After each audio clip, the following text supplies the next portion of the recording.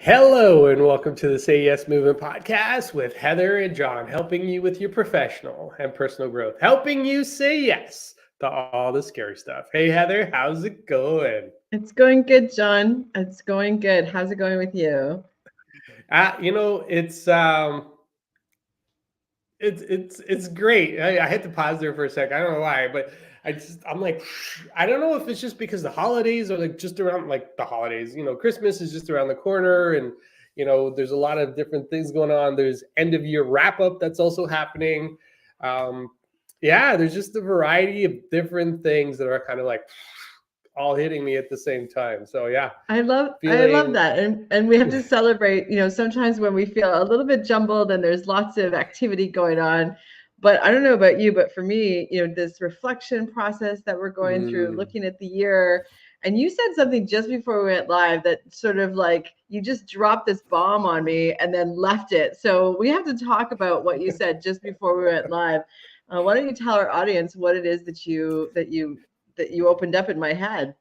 Yeah, no, listen, I opened it up in your head because it opened up something in my head, right? Yesterday I was on a coaching call with my coach. Every coach has a coach, or every coach should have a coach. And one of the things the question that I was asked that kind of like blew my mind was, do you celebrate the risks? Right? And I'm like, okay, well, for the most part, I thought, yeah, I'm a pretty good risk taker. I take risks, I do things. Well, what does that mean though, And John? What does celebrate the risks even mean?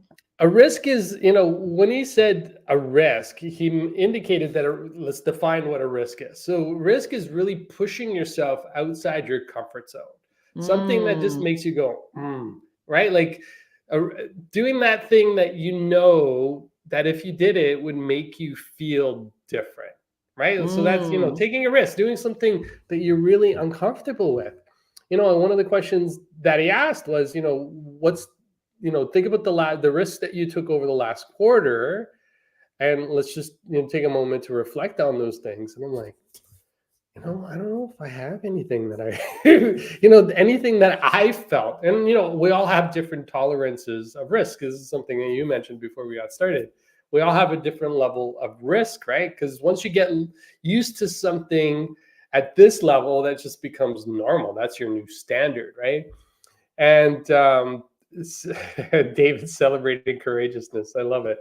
But celebrating the risks, right? Regardless of the outcome. And this is what I thought was really different about the question, right? Like, it's one thing to celebrate, we do it every Friday. We have our celebration Fridays, we celebrate our wins, right? But Mm. celebrating the risk is regardless of the outcome, and just celebrating the risk, just taking that chance, doing something that you wouldn't normally do.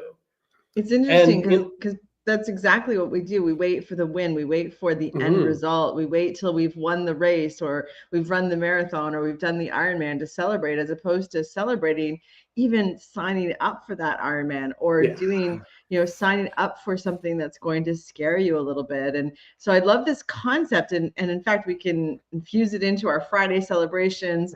And I think the other thing too is what is risk to you? And Mm, many times we've had comments about how people take risks or they step out of their comfort zone, and then the people around them sort of hold them back. And yeah. that's because it's so scary for other people to change around you, because then you feel like you have to change or you'll be left behind, and it happens all the time. But if we're celebrating risks, then I think what will happen is people will start to feel more comfortable with the little baby steps that people are taking when they start to celebrate the risk, not the end result, because the end result is too late, I think. I love this Yeah. concept, John. Yeah, no, listen, it's one that's really I've been sitting with for the last 24 hours, funny enough. And just the thought of like, what can I do today to take a risk? Actually, one of our words this year, and they showed up a few times, and actually we could tie risk to it, and that's just being bold, right? How Mm. can I be more bold today? How can I do something that I know that if I did it, it would really make a difference, right? And you know, as I reflect over the past year, we took risks, right? Like I was just talking about the last quarter, but over this last year, I signed up for a big event, right? I signed up for a race, and I did something. It was a risk in doing that because I didn't know where my health was going to be. I didn't know where my mental state was going to be, to tell the truth, right? And there's been other risks that I've taken throughout, with new opportunities that I've signed on for, and new projects, things that to me were risky because I hadn't really done that version of them before, right? Mm.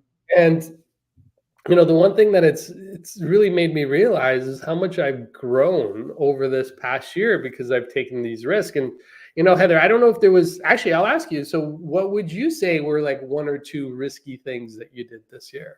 I That think really over the word that David put up on the comments section, courageousness. I realize that people say to me oftentimes, "Oh, you're so courageous," and I downplay that and I don't own it. Because to me, courageous is like, a hero does that. Someone that's like done some massive feat, and it's sort of that end result. And what I'm realizing is that courage is just taking that one baby step to do something that's outside of your comfort zone, something that you're not comfortable with, you're not an expert at, and just doing it. And Mhm. so I'm going to own that word to a higher degree. But some of the things that showed up for me this year, were my trip to Mongolia. Let me tell you, even after the fact, I can tell you that I had to be courageous to sleep outdoors. And last night it was a -5 at night, and I went and stood outside to remind myself how cold it was, and I Mm. slept in that. So when I'm complaining about the weather right now, I'm like, why am I complaining about the weather? Because I slept in this, and you know what? You figure it out. That's the best part about life. No matter what you're doing to nudge yourself out of your comfort zone, your body, your mind, your psyche, your mindset, it all comes together. And that Mhm. resistance, that resistance actually helps you grow. When you go to the gym and you're using your muscles, it hurts sometimes. Yeah. Okay, don't strain yourself, Not but sometimes. if That it if hurts it all the time, if it Heather. Come doesn't on. hurt, you're not growing. And it's the same thing for your mind. So, this celebration of risk, celebrating courageousness, being courageous and doing things that you're just not comfortable with, this is how you become the best version of yourself. So, as we look ahead for 2024, both of us haven't committed to our word for the year. And there's a reason for that, because Mhm. the bunch of stuff is percolating around us. And this is the joy of journaling about these things, doing that reflection process, and being honest about the reflection process as well. Because every time I go back to my notes about the reflection of last year, I'm like, oh, I forgot this, or I didn't give myself credit for something that seemed so insignificant, but in the grand scheme of things has really changed who I am. And one of those things, John, is it is now a non-negotiable for me to take one of those big trips a year, but not because I want to travel. Yes, I want to travel. That's the enjoyment. That's the fun factor. But because in that time frame, I do a full digital detox and shut down all of my phones, shut Mhm. down all of my connection. And this process is scary. It is so scary to do. It sounds crazy, but it is. But I'll tell you, my mind becomes absolutely clear after I do this. And so it's a non-negotiable. Every year I do this, at least for a week. Yeah, no, listen, I hear you, and just stepping out of your day to day to do something completely different. Like you said yesterday, you stepped out into the cold just to remind you, hey, you know what? I've been through worse, and I survived, right? Yes. Yeah. David wrote down, "Don't swim in shark-infested waters," and I'm like, wait a minute, didn't you swim with sharks, Heather? That's why he's writing that.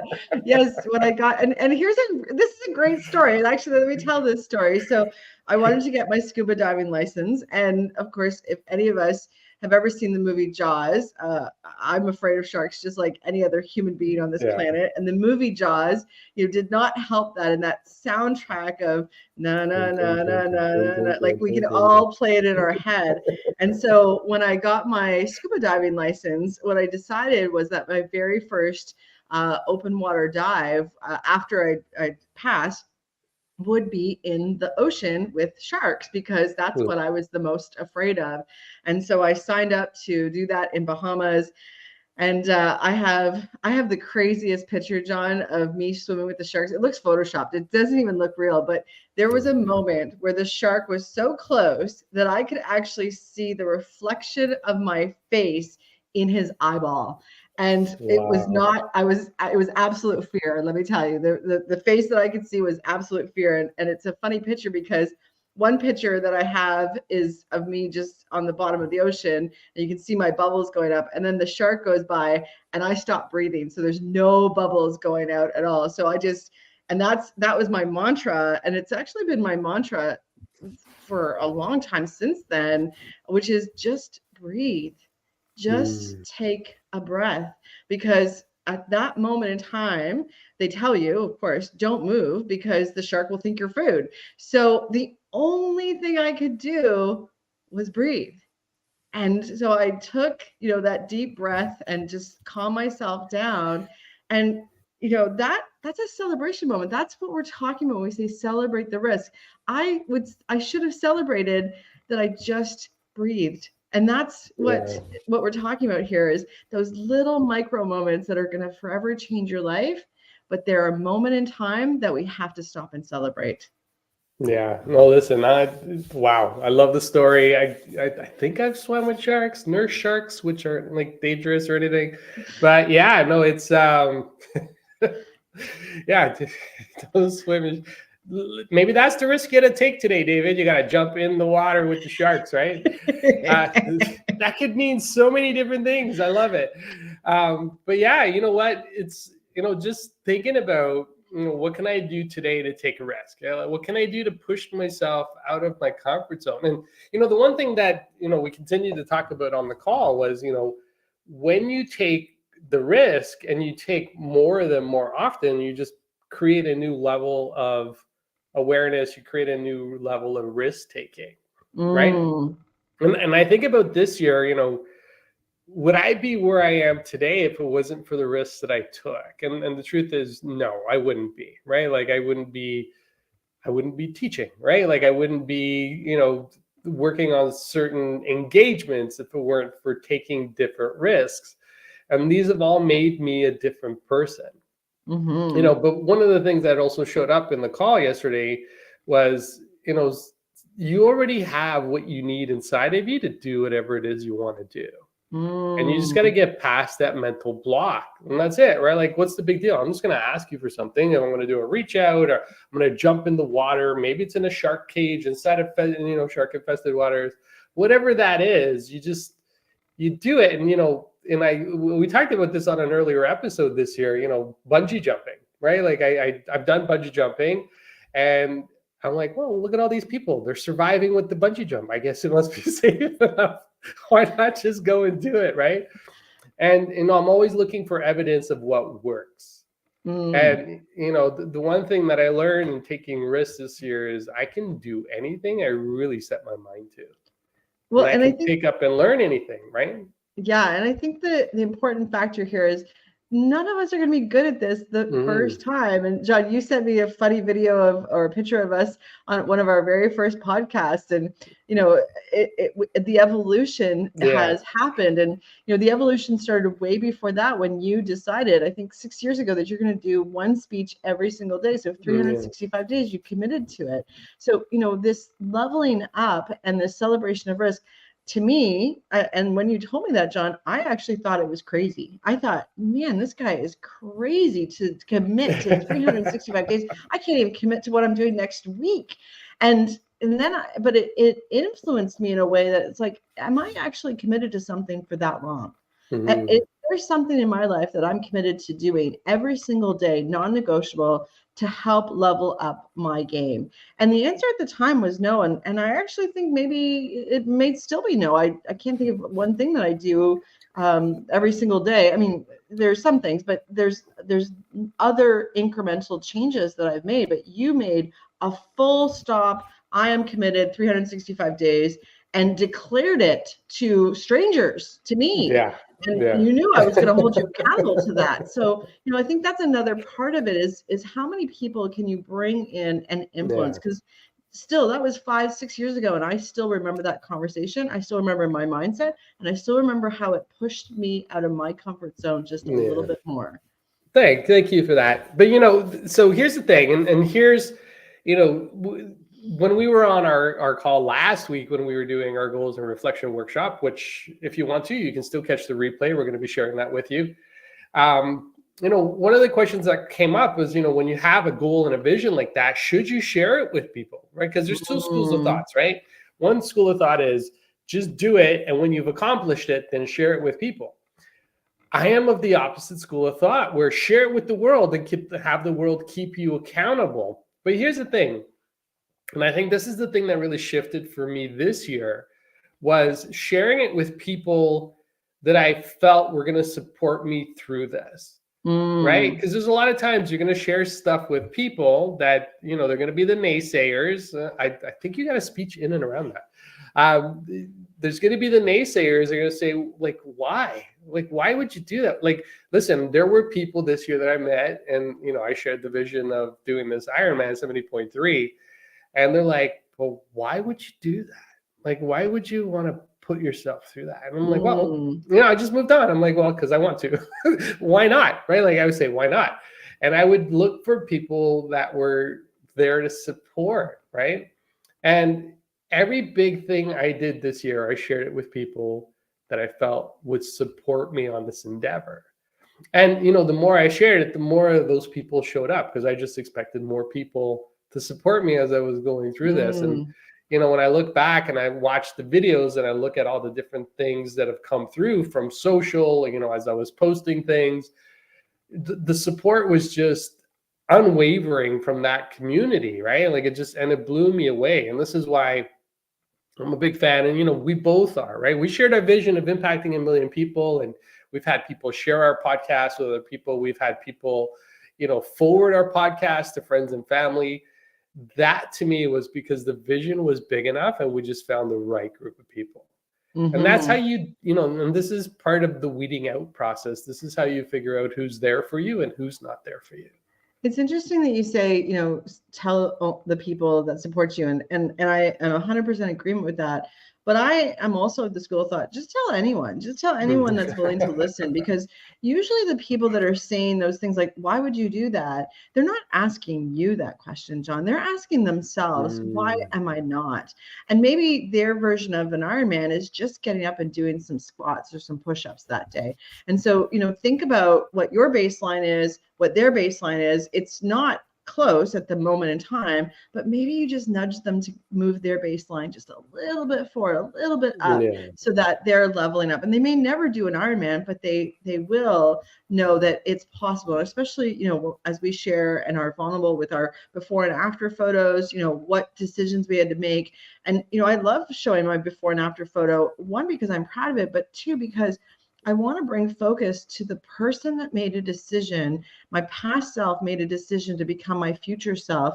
And that's the person who I have to thank, because she did all the hard work. The person in front of us today, right now, she hasn't done the hard work yet. That's right now and in the future. But the person from my past did. And so, that comfort zone, that risk taking, that's the person that did it. So, get close to your own past self and say thank you. That gratitude comes out all the time. And that's, I think, what we're talking about is, are you taking risks? Are you analyzing them? Are you honoring them? Are you feeling gratitude around them? And then what did it do for you? What did it do to change you? Even if you failed, even if it didn't work out, the risk was the actual celebration moment. Yeah, no, listen, I love that. And we're going to be bringing that into our Friday calls as well. So I'm super excited about bringing and elevating. This is one of the things that we talk about. What can we do every 10 episodes to kind of switch it up and make it a little bit different, making those micro tweaks. What risks are we going to celebrate this week, right? And, sharing that regardless of the outcome, regardless of what the outcome was, but just celebrating. And the more risks we take, the further ahead we'll be. And, when you think about 2024, there's going to be areas of our lives that we're going to have to take those risks. And I don't know about you, but this past month, I feel like I've been doing reflection for a month at this point, has really just opened my eyes in terms of, what have I done and what is still possible for me going into next year? And I that's what I love love. And this is why we're sharing this workshop with everybody. So just keep an eye out for the link. You'll see it. I'll include it in the show notes for this episode so you can go back and watch it.